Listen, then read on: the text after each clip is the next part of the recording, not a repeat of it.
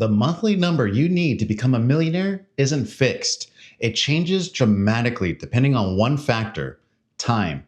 And listen to this: waiting even 3 or 4 years doesn't just delay the goal, it could literally double the monthly payment to reach the same finish line. If you're a millennial or a younger generation, then you already know that the $1 million standard is no longer the end goal. It's probably closer to the $1.9 to $3 million range to afford a comfortable lifestyle in your retirement years. The most common mistake commission earners make is to skip this math entirely because the numbers feel abstract when the target is set decades into the future. Until they're 45 and staring at a Roth IRA with only 4 figures in it, thinking they would have had more saved up at that point. By then, the monthly requirement to afford a halfway decent lifestyle in retirement is so steep, it feels impossible. So they avoid looking at the problem. There are two kinds of people when it comes to retirement. The first kind intends to invest. He's been meaning to open the Roth IRA, meaning to set up the contributions, meaning to get serious about it once things settle down. The second kind actually invests. He's got a number, he's got an account, a game plan, and a portion of every commission check moves before he touches the rest.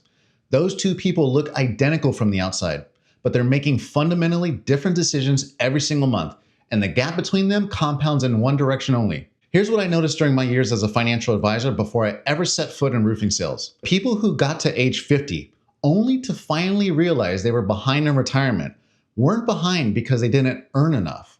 They were behind because they'd spent years in the first category, having good intentions with no action. And every year they intended, the monthly number they'd eventually need to invest got steeper. The math doesn't care about your intentions. It only counts when money actually moves. This video is about making the gap visible, because once you can see the exact number you need at your specific age, I'll figure it out later stops being an option and starts being a real dollar amount you can aim towards. That's when people move. I want you to hold on to one idea. Getting started doesn't just change the number in your account, it changes which category you're in. And the people who build real wealth on commission income are almost always the ones who crossed that line before it felt comfortable.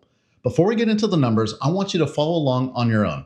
The calculator I use for this is at calculator.net and is completely free. I'll drop the link in the description. Here's how to set it up. Leave the starting amount at 0 unless you already have money invested. In the after field, enter the number of years until you turn 65 or whatever age you're aiming for. I'm setting the return rate to 10%, which is a long-term historical average that broad markets have produced over many decades. You can change this to whatever rate of return you expect your investment to achieve. Set compound to monthly. Enter the monthly contribution amount I'm about to give you in the additional contribution field. Set it to contribute at the end of each month. Then hit calculate. By the end of this section, you'll have your specific number for your age right now. Here's what the math shows. These numbers assume you're starting from 0, investing consistently every month, and targeting $2 million by age 65. Your actual results will differ, but the shape of this framework is what matters. If you're 25 right now, the monthly number is roughly $361. That's it. 40 years of compounding does the heavy lifting. Most 25-year-olds look at that number and think, I can do that, yet so many of them still don't. At 30, the number climbs somewhere around $589 per month. The machine still works, but you've lost 5 years of compounding, and you're doing more of the work yourself now. At 35, you're looking at roughly $970 per month. That's a real number. That's a truck payment and a half every single month, every year for 30 years. Still achievable on a strong commission income if you treat it as an obligation like your mortgage. Here's where the slopes get steep. At 40, the monthly requirement jumps to somewhere around $1,600 to $1,800. You've crossed the threshold where the compounding can't bail you out anymore. At this point, you're doing most of the heavy lifting yourself.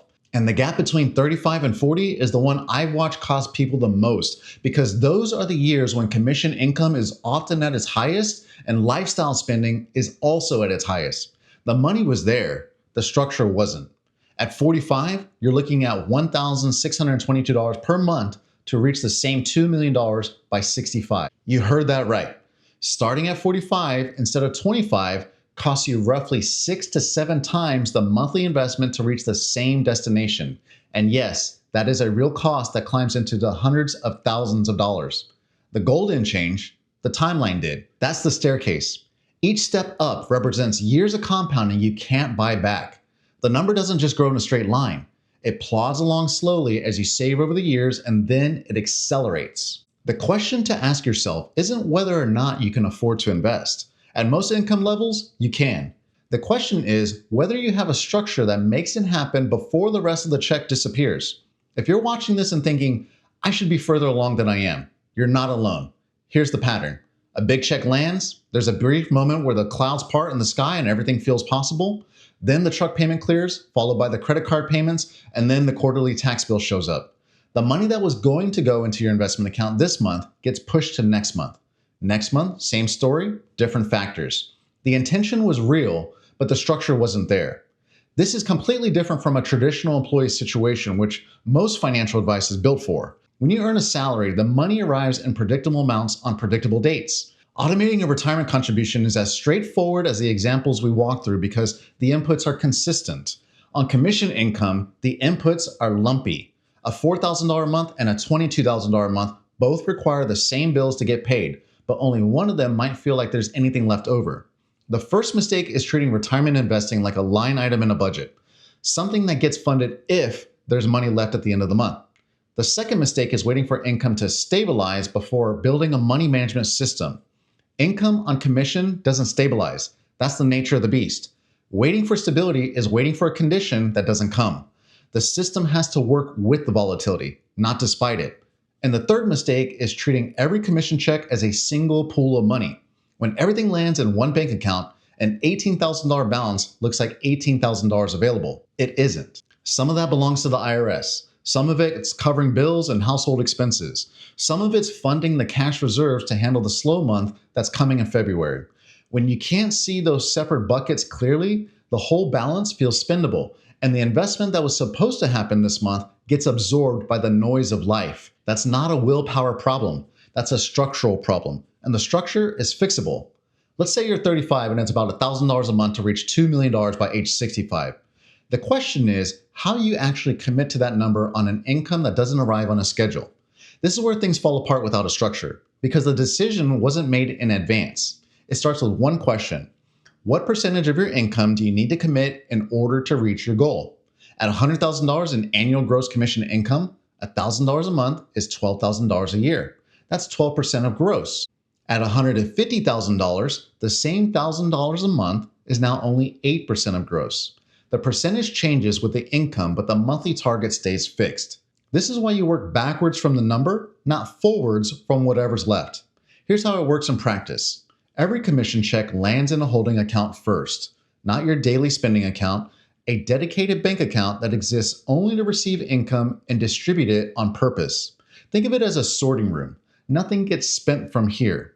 Money enters and immediately gets allocated to wherever it belongs.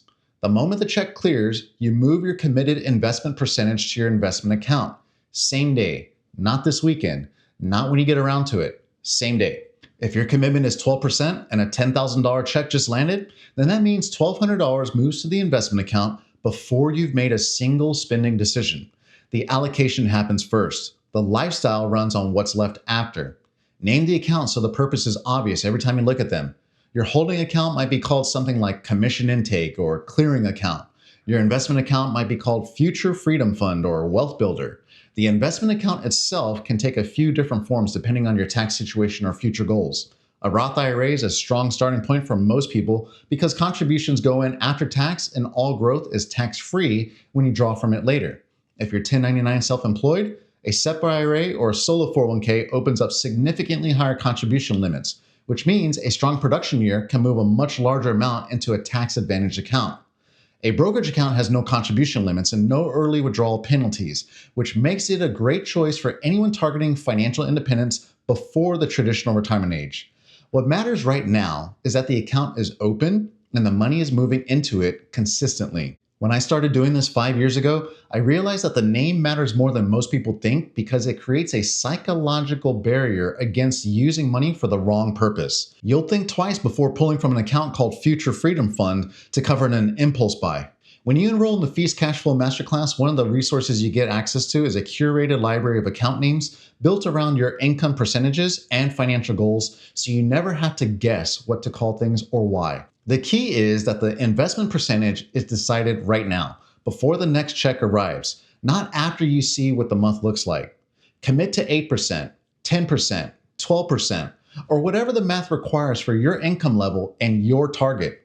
Write it down. This is also where your sales production targets and your financial goals start working together instead of operating in separate conversations. If your committed investment percentage is 12% and your monthly investment target is $1,000, then you already know what gross commission you need to produce each month to fund that goal. At 12%, you need $8,333 in gross commission to generate $1,000 for the investment account. That's your production floor. Every week, you review your pipeline, your close rate, and your appointment volume. You're not just managing sales performance anymore. You're managing the inputs that directly fund your $2 million target. The financial goal and the sales activity become the same conversation. And the next time a commission check lands, the decision is already made. The percentage runs the same either way. A slow month funds the investment account at a smaller dollar amount. A feast month funds it more. The habit never breaks because there's no decision to make at the point of temptation. You made the decision in advance when the emotions weren't involved. That's what separates the sales rep who reaches $2 million from the rep who earned enough to get there and didn't. Hey, Root Money Pros, if this breakdown just made your number real, hit subscribe. Every week, I post videos on how commission earners build the structure to actually hit these numbers every week. Post in the comments what target number you're working towards. The starting point is the free Feast Your Famine Survival Guide. It walks you through the forecasting foundation that shows you exactly what sales activity you need to hit before you try to build your future on top of it. I'll leave the link in the description for you to check out. In the meantime, I'll see you in the next one, and remember, you're one roof away.